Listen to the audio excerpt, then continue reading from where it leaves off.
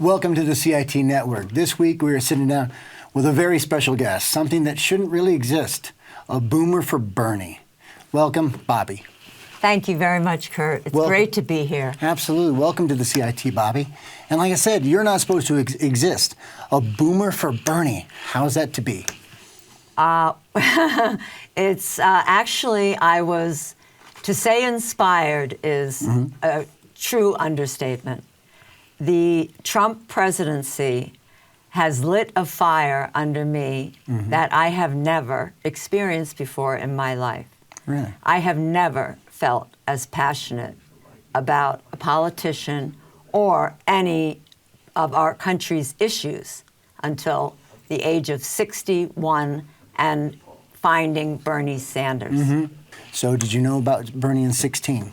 Yes, I did, and I did volunteer for him in 2016 for a short period of time. So you're drawn to Bernie because he's inspiring and you can trust him. Bernie is a man of integrity. Right. Bernie cannot be bought. There you go. Nobody owns Bernie Sanders. And you're thinking the nation needs someone like that at this time? We need to end Citizens United. We need to get all of the dark money out of politics. We need one person, one vote.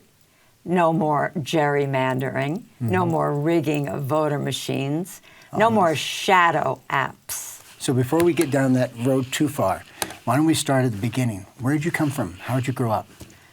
I was raised by a mother who worked as a secretary, and with 3 siblings. She raised us on her own in Rivervale, New Jersey, which was not an inexpensive place to live. No, that's a nice area, yeah. And we had the best education.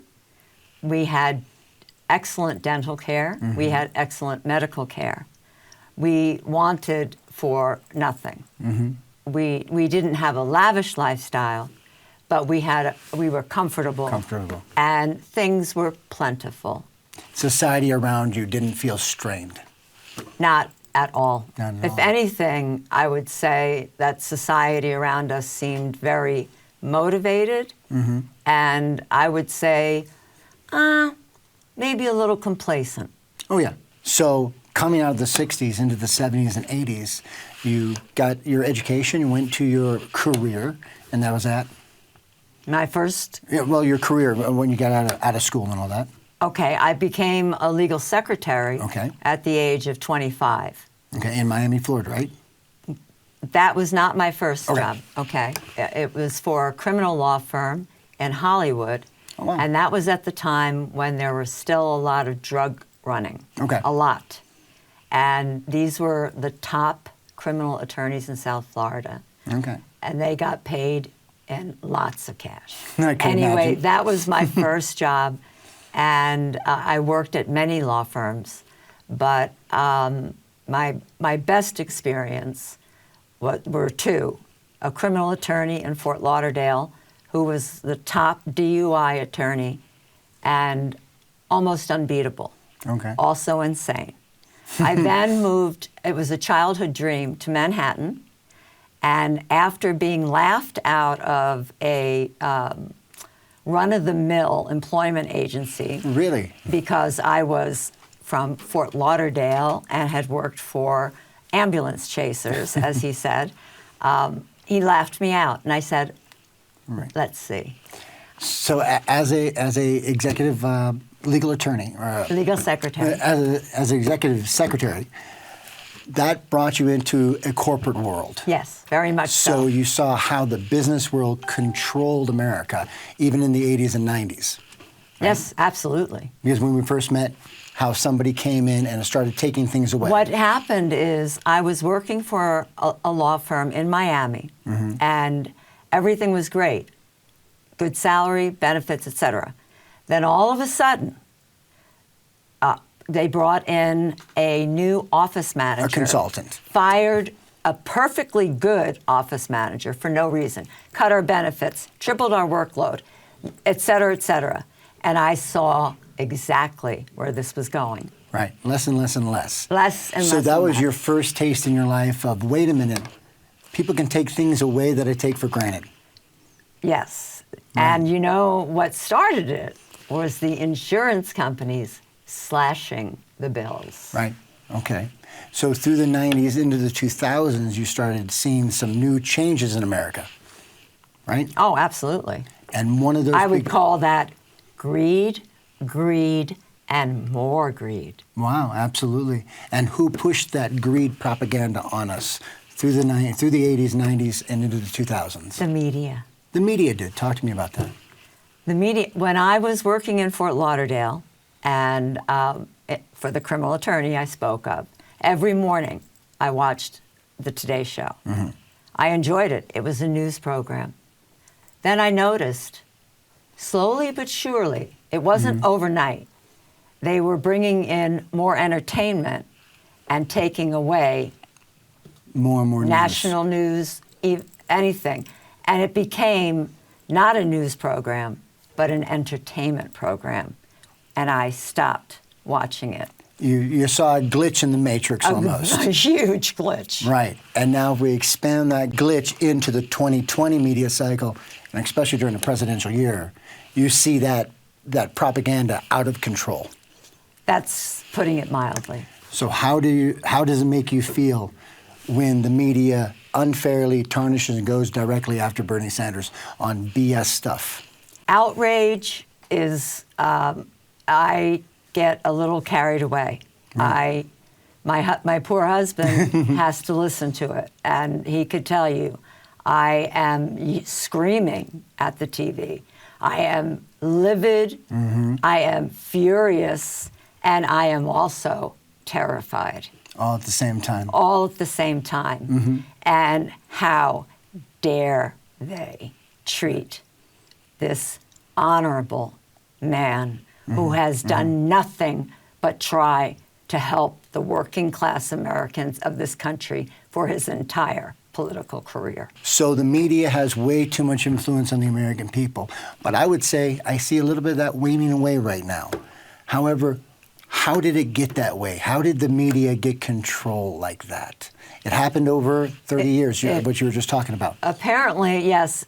Back in 1983, there were approximately 150 something around there companies that owned our media. And in 2000, I believe 10, it came down to, I believe, six. Yes, 6 corporations. Right, and that's very dangerous for democracy. That is, because they are feeding us what they want us to know. Right. And that's the reason why boomers for Bernies are so rare, because the older generation, 50 and up, they watch so much of this media and they get no outside information. So what these people are telling them is true. Yes, absolutely. So if you But they need to be educated. Right. There is a way to educate the boomers, and it's not too late, that they are being given disinformation. Or some people would call it fake news. Fake news. But he uses that as an advantage. So we need to get a better message to the older generation that they are being fed propaganda. Yes, absolutely. Right. So to not get you too worked up, Bobbie, Donald Trump, how does it make you feel that someone like this is the commander-in-chief? How do you feel about that? I have never hated anyone in my entire life. Okay. Even people who have hurt me deeply. I can't say that about Donald Trump. I believe that Donald Trump is out to destroy not only our democracy, but our country. He is a all right, I don't want to go off on, okay, I'm going to be, he has no regard for anyone but Donald Trump, including his own children. And he is a very sick man. He's a very dangerous man. He courts dictators, and he alienates our allies. Like no other president in my lifetime. There's a whole new chapter to American history. He leaves Puerto Rico to let millions of people die and not help rebuild. Yeah. He is a bad man. As Bernie says, the most dangerous president in U.S. history. Absolutely, without any doubt. So the one way we get Bernie not only the nomination, but a lock to beat Trump, is turning more boomers into boomers for Bernie. The message you would have for your generation, what would you say to them? How would you feel to get across the message that they're not listening so far? They are on the brink. I am on the brink of losing my Social Security, Medicare, okay? And they also, because they're listening to this disinformation, fake He's news. Fugazi. He is a total exactly. fake. I don't think they're aware that they are prepared right now to rape and pillage a great deal of what is in Social. That calling Social Security an entitlement. What about the rate Ronald Reagan? It's not an entitlement. You paid into it. That's what Ronald Reagan said. It's not an entitlement. We did. I paid into it since the age of 15. Right. Okay? And that's my money. It's an investment. That's what we did. The government is stealing from the American people. Stealing. Isn't that against the law? It is, but unfortunately we live in a crazy country, Yes, and that's we do. on the bottom of the list. Yes, we do. The boomers, though, that support Trump, all they hear is this propaganda. I'm a different kind of Republican, not touching your Social Security, not touching your Medicaid. But what does his budget do? $30 billion from Social Security, $80 billion from Medicaid, and some $250 million from Medicare. He directly wants to cut them. He has for the last 3 budgets. How do we break through that? How do we get a message to these people? It's got to be a nationwide effort. It could be through canvassing. It could be through phone banking.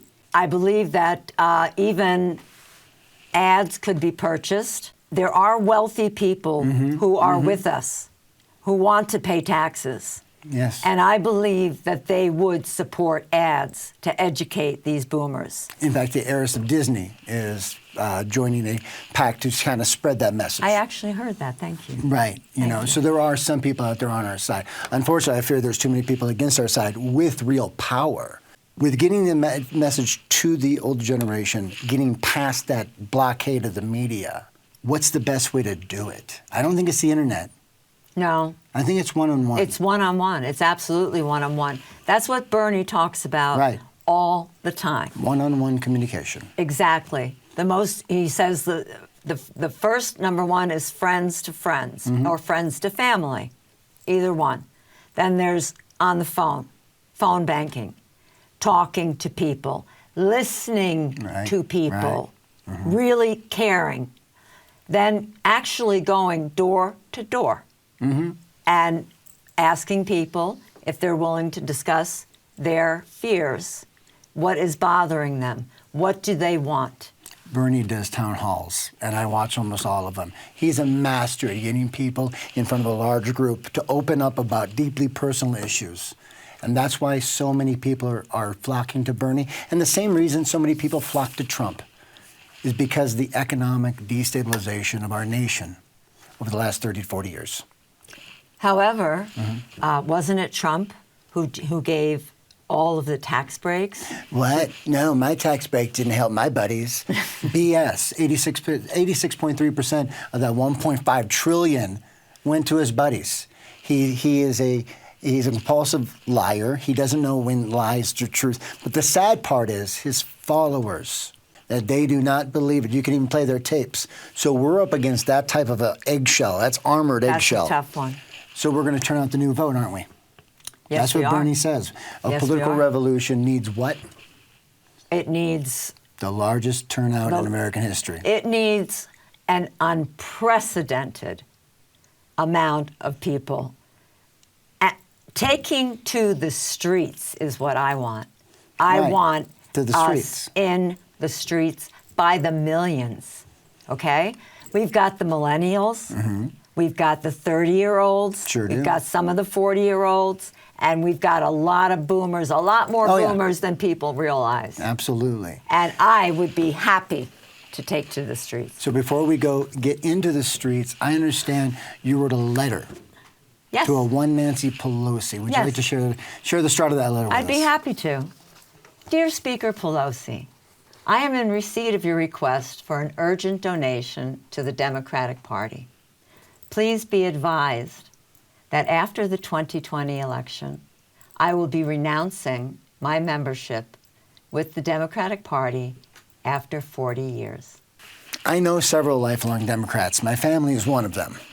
That took a lot to have you write that, and I know the letter's longer, but share us the feelings behind that opening.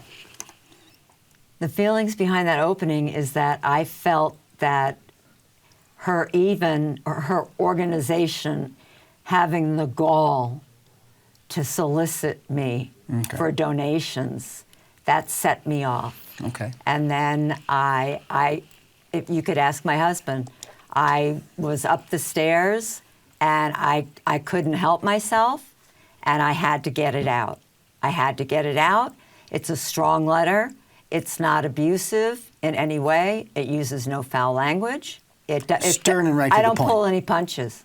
Right, and that's what we needed this time. You know, keep decorum, keep civility, but make your point across, and you do that with that letter. What I am so tired of is the Democratic Party's spineless cowardice and inability to do anything to stand up to Trump until 2 articles of impeachment? After how long? With all the crimes he's committed and everything he's done? Share me with one word what your thoughts with Obama were. One word. Hope. One word for Trump. Terror. Hate. And not one word, but how did you know Bernie was the right one? I listened to Bernie. I listened to his issues. I listened to his plan. And I also did some research on his background and how hard he's worked, fighting against everybody alone, Bernie alone, never changed his positions. He fought, he was in the civil rights demonstrations where he was arrested. He is a man of integrity. I adore Bernie Sanders, and I mean adore. When I was on that stage in that rally behind him. It was a heck of a rally, wasn't it? That was an incredible rally. And you see the energy behind him. It's a movement candidate. The people I've spoken to in phone banking, in canvassing, et cetera, at events that I've hosted, at events that I've attended, just they are more than inspired. And they want change, and not the kind of change that the Democratic Party is trying to pull. See, the change they tried to give us was the hope and change in 2008. Didn't change all that much. No. It set the table for someone like Trump. My fear is if we don't take care of the underlying problems that gave us Trump, mainly economic destabilization, if we elect a new neoliberal like a Clinton or Obama, Trump 2.0, someone a little slicker, someone a little more polished, that can be far more dangerous than the original Are you Trump. talking about Bloomberg? Mayor Bloomberg. Ah, yes. Talk to me about Mayor Bloomberg. What's your feelings? I despise the man. Okay? First of all, as Bernie says, I don't believe in billionaires. I don't think anyone needs $1 billion. It seems a little much. Okay? And then there's the trillionaires. Okay, are they buying planets? Because I don't think islands Give cost them trillions. time. Give them time. All right, absolutely. I am sorry, but the greed is what has destroyed our country. Yes. And it has infiltrated most of our politicians, maybe not all, but the largest percentage, which impacts the decisions that they make legislation on that affects us every day. What does AOC say? AOC, when she comes out and speaks for Bernie, Every day I hear in the halls of my work, Congress, but what will my donors think? Exactly. That's all they care about. You should never have that coming out of a congressperson's mouth. Unless your donors are at $18 a share. Get the dark money and all of the money out of politics. Lobbyists, special interest groups, pharmaceutical companies, insurance, the whole, you know the drill. They have to. Get them out. You can't have democracy controlled by big money. Those two things are diametrically opposed to each other. Isn't that what FDR said? I think he said something like that. Something like that? We now know government by organized mob is more as dangerous as government by organized money. Exactly. Unfortunately, he left a chink in the armor, but Bernie's going to fix that with public funding of elections. Yes. And we don't need to be running for president for 2 years, believe it or not. Yes. That's a big media circus. Bobbie, are we going to win this nomination, you think? It's a big question, and we're a little bit early. It is a big question, and I am very hopeful. Mm-hmm. I am very hopeful. However, it's going to take more than anyone right now. Maybe not Bernie. Mm-hmm. I'm sure he realizes. And maybe there are other people, but most don't realize exactly what it's going to take. If you had to look at the camera and tell a boomer one thing about Bernie, or two things, what would you tell him?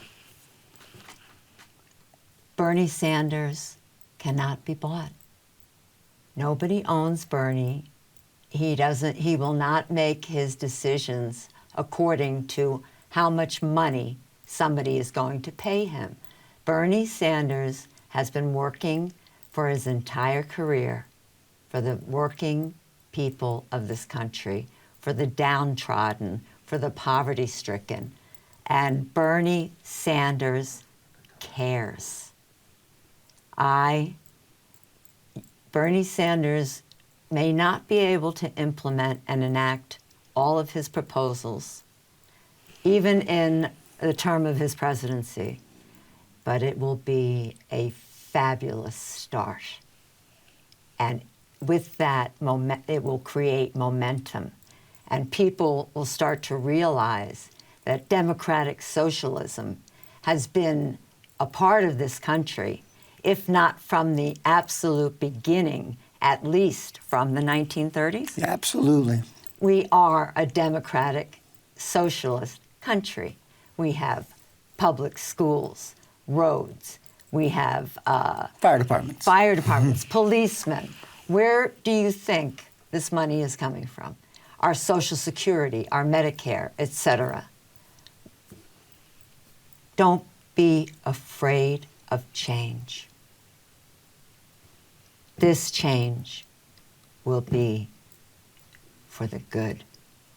Bernie Sanders is the only one who can beat Trump. And if we don't beat Trump, we're done. I wish I could disagree with you, but I actually completely agree with you. With that, Bobbie, I want to thank you so much for being on the CiT Network.